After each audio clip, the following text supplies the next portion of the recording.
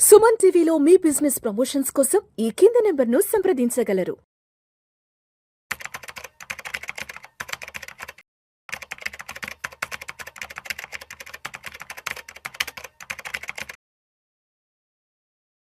నమస్తే మాధవిరెడ్డి గారు. నమస్తే అండి. మాధవిరెడ్డి గారు, ఈ యుద్ధాల ఉద్రిక్తతల నేపథ్యంలో అసలు బంగారం వెండి ధరలు ఎలా ఉన్నాయో కాస్త డీటెయిల్గా చూద్దాం. మాధవిరెడ్డి గారు, 22 క్యారెట్స్ ఆర్నమెంట్ అయితే 10 గ్రామ్స్ 1,28,650 రూపాయలు ఉంది.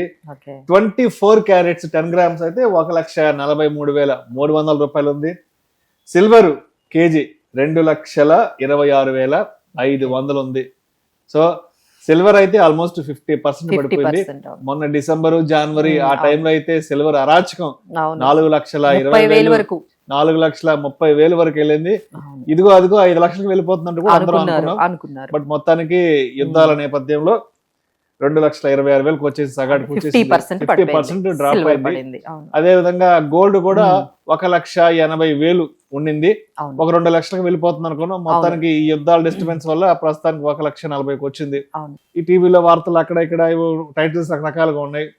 బంగారం త్వరలో 1,00,000 రాబోతోంది, మళ్ళీ ఇంకొక 2-3 ఏళ్ళు వెనక్కి వెళ్ళిపోతున్నాం అంటూ కూడా ఏవో రకరకాల వస్తున్నాయి. నిజంగానే బంగారం 1,00,000 రూపాయలకి వెళ్ళిపోతుందా? ఒకవైపు యుద్ధాలు, మరోవైపు స్టాక్ మార్కెట్స్ లో నష్టాలు. బట్ అయినా కూడా ఎక్కడా కూడా బంగారం వెండి ధరల్లో పెద్దగా కదలిక లేదు. రోజు రోజుకి వెనక్కి వెళ్ళిపోతున్నాయి తప్ప ముందుకు వెళ్ళే పరిస్థితి కనిపించట్లేదు. కాబట్టి ఎందుకు ఇక్కడ సీన్ రివర్స్ లో ఉంది అసలు?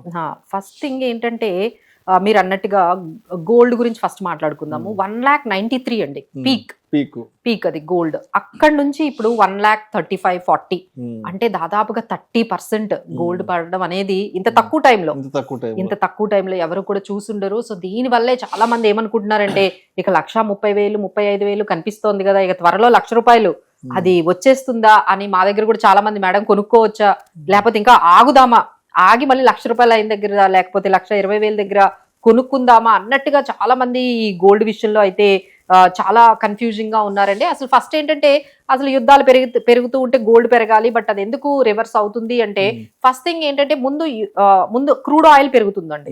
ఈ యుద్ధాల వల్ల ఏం జరిగింది? క్రూడ్ ఆయిల్ పెరిగింది. క్రూడ్ ఆయిల్ ఎప్పుడైతే పెరుగుతుందో ఇన్ఫ్లేషన్ పెరుగుతుంది, అంటే ధరలన్నీ పెరుగుతాయి. ధరలన్నీ పెరిగిన తర్వాత ఏ కంట్రీ అయినా ఏం చేస్తుంది అంటే ఇంట్రెస్ట్ రేట్స్ తగ్గిస్తుంది. ఎప్పుడైతే ఇంట్రెస్ట్ రేట్ తగ్గిస్తుందో అప్పుడు గోల్డ్ పెరుగుతుంది.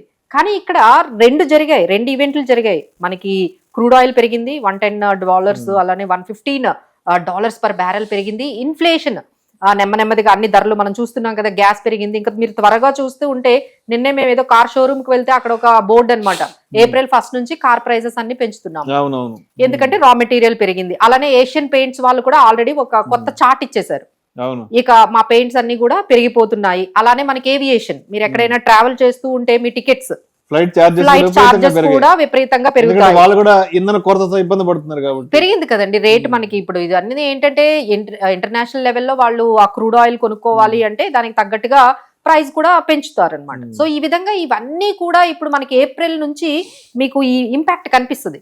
ఎక్కడికి వెళ్ళినా మీకు ప్రైస్ చార్ట్ మారిపోతుంది.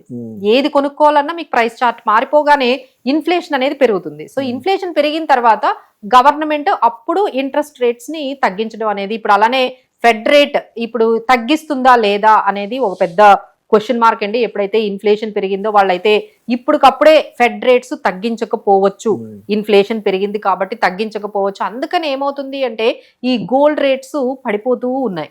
సో ఇదంతా కూడా ఏంటంటే ఈ బేస్డ్ ఆన్ దీస్ ఈ ఇన్ఫ్లేషన్ చుట్టూ, తర్వాత క్రూడ్ ఆయిల్ చుట్టూ తిరుగుతుందండి. బట్ మేబీ ఇప్పుడు మీకు గోల్డ్ ప్రైజెస్ మీకు తగ్గుతూ ఉన్నట్టు కనిపించినా ఫ్యూచర్ లో ఇన్ఫ్లేషన్ పెరుగుతుంది. ఇన్ఫ్లేషన్ పెరిగింది అంటే మళ్ళీ గోల్డ్ ప్రైజెస్ అనేవి పెరుగుతాయి. బట్ దానికి కొంచెం టైం పడుతుందండి. బట్ డెఫినెట్లీ ఇది జస్ట్ పాజ్ అనే చెప్పొచ్చు. ఎవరైతే గోల్డ్ కొనుక్కోవాలి అనుకునే వాళ్ళకి maybe it is a good opportunity.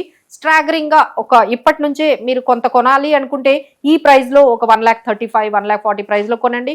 ఇంకా తగ్గింది అంటే 1,30,000 1,20,000 ఇంకా వచ్చింది అంటే మీరు అక్కడ కూడా కొంచెం బై చేయడం అనేది ఇప్పటి నుంచే మీరు స్టార్ట్ చేయండి. ఎందుకంటే ఇది కరెక్షన్ మాత్రమే, ట్రెండ్ రివర్సల్ కాదు.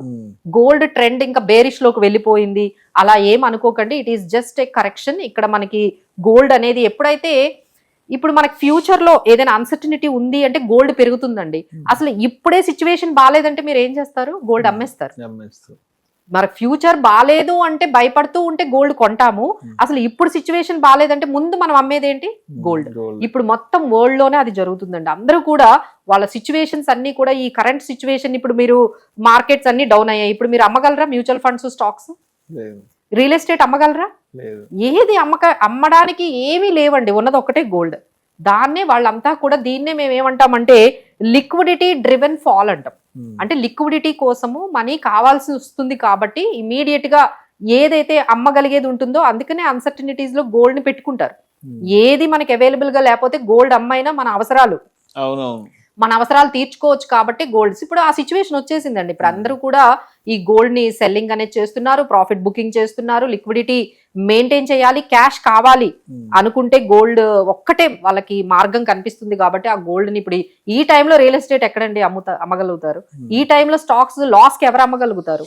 సో ఇదే మొత్తం వరల్డ్ లో కూడా జరుగుతూ ఉంది. సో దానివల్ల మనకి గోల్డ్ లో ప్రాఫిట్ బుకింగ్ అని చెప్పొచ్చు, లేదు అంటే లిక్విడిటీ సెల్ అనేది మనకి జరుగుతూ ఉంది. సో ఈ విధంగా మనం చూసుకున్నట్లయితే ఇక్కడ నుంచి మంచి ఆపర్చునిటీ అండి. ఎవరైనా గోల్డ్ బై చేసుకోవాలి అనుకుంటే ఇక్కడ నుంచి మీరు బై చేసుకోవడం మొదలు పెట్టండి. మళ్ళీ ఈ సిచ్యువేషన్స్ అన్ని అయిన తర్వాత మళ్ళీ ఎప్పుడైతే ఇంట్రెస్ట్ రేట్స్, ఇన్ఫ్లేషన్ మళ్ళీ పెరగడం మనకి మొదలవుతుందో గోల్డ్ మళ్ళీ నెమ్మదిగా పెరిగే ఛాన్సెస్ అయితే ఉంటాయి. ఇప్పుడు మాధవరెడ్డి గారు ఇప్పుడు ఒక 2-3 నెలలకు ముందు వరకు, అంటే జనవరి వరకు సిల్వర్ 1,30,000 వరకు వెళ్ళింది హై, గోల్డ్ ఏమో 1,95,000, 2 లక్షల వరకు వెళ్ళింది కదా.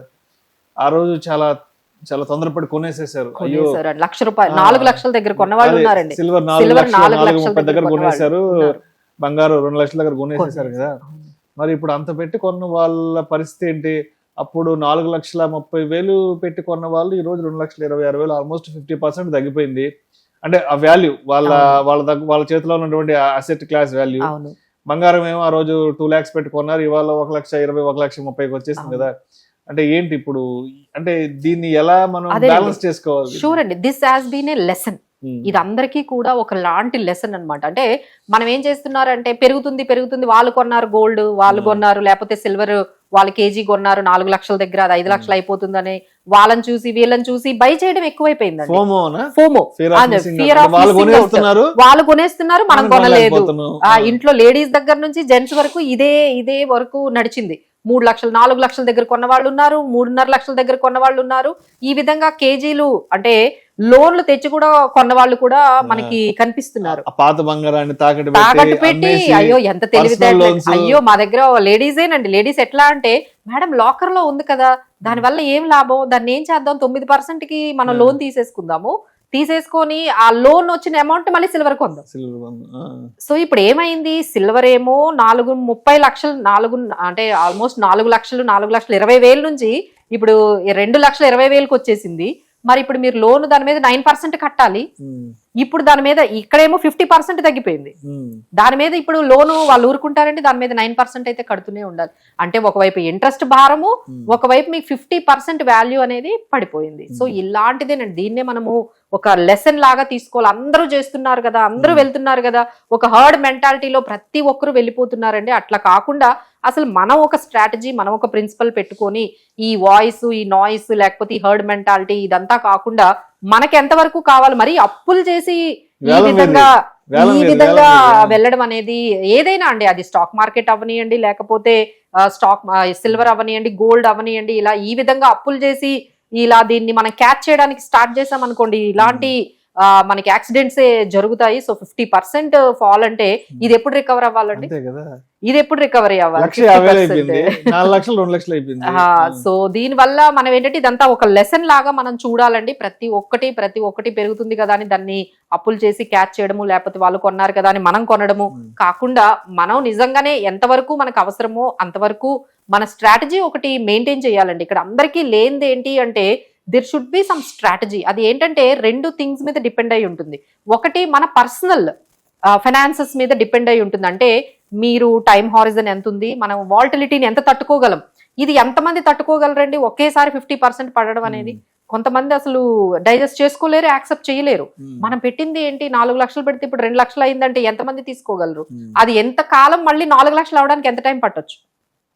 సో ఇలాంటివన్నీ మనం ఆలోచించుకోవాలి. మన గోల్ ఏంటి, మన ఆబ్జెక్టివ్ ఏంటి, మనకి ఎంత టైం ఉంది, మన టైం హారిజన్ ఏంటి, అసలు ఎంత పర్సంటేజ్ ఈక్విటీలో ఉండాలి, గోల్డ్ లో ఉండాలి, లేకపోతే మనము సిల్వర్ లో ఉండాలి, ఇవన్నీ కూడా ఒక స్ట్రాటజీ, ఒక ప్రిన్సిపల్ లేకుండా వెళ్ళిపోతూ ఉంటే, అంటే ఎటువైపు వస్తే అటువైపు వెళ్ళిపోవడం, ఏది మనకి పెరుగుతూ ఉందో, లేకపోతే ఏది ఫోమో అంటారు కదండి, వాళ్ళు చేస్తున్నారని వీళ్ళు చేయడం, ఇలా చేయడం వల్ల ఇలాంటి యాక్సిడెంట్స్ జరుగుతూ ఉంటాయి. So need to be very careful. But ఎవరైతే 3 years 5 years టైం హారిజన్ పెట్టుకుంటూ గోల్డ్ కొనుక్కున్నారో వాళ్ళు ఎవరు కూడా ఇబ్బంది పడాల్సిన అవసరం లేదండి. మేబీ ఇప్పుడు మనకు కొంచెం కరెక్షన్ కనిపించినా మళ్ళీ ఇవన్నీ సిచ్యువేషన్స్ అయ్యేటప్పుడు మళ్ళీ కొంచెం గోల్డ్ అనేది ఆ విధంగా నెమ్మదిగా పెరుగుకుంటూ వెళ్తుంది. బట్ ఒక 3 years నుంచి 30% 40% ప్రాఫిట్లు అయితే ఈ ఇయర్ అయితే ఎక్స్పెక్ట్ చేయలేమండి. Gold and silver takes time. Thank you so much Madhu Reddy గారు.